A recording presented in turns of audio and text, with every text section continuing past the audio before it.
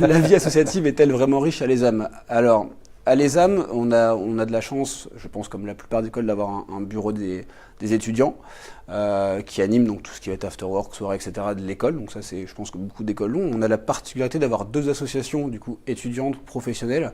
Je pense à la Financial Factory et à la Why Not Factory du coup qui permettent aux étudiants aussi de se retrouver, de faire du networking, du réseautage.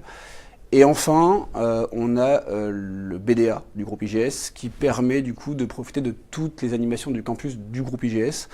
Je pense à la privatisation du parc Astérix au mois de septembre, le voyage au ski, un départ à l'étranger chaque année. Et en tout, c'est plus d'une cinquantaine d'événements par an faits par les associations du groupe. Donc ouais, la vie étudiante est très très riche. Association interculturelle. Et association interculturelle.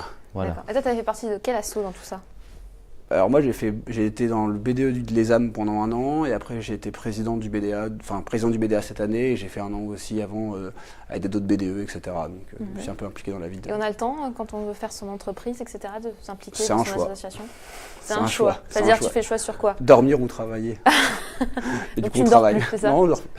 Non mais c'est quelque chose qui je pense, en tout cas là, moi je le dis toujours quand je parle avec des premières années, investissez-vous. Je pense que l'expérience dans l'associatif, c'est quelque chose sur votre CV qui pourra toujours être valorisé. Donc je le dis en conseil ce soir de peu importe l'école, s'investir dans la vie des associations. Actuellement, c'est une option du coup l'associatif? Alors première et deuxième année, ils ont un projet associatif à rendre.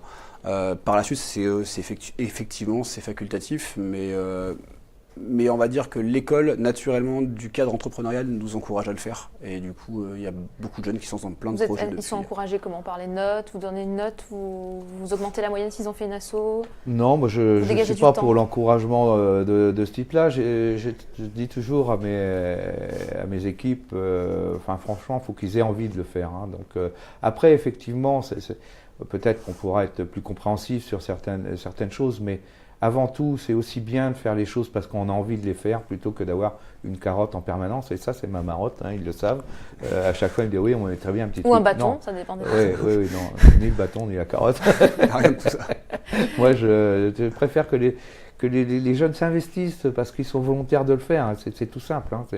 C'est plus joli en plus comme idée, je trouve.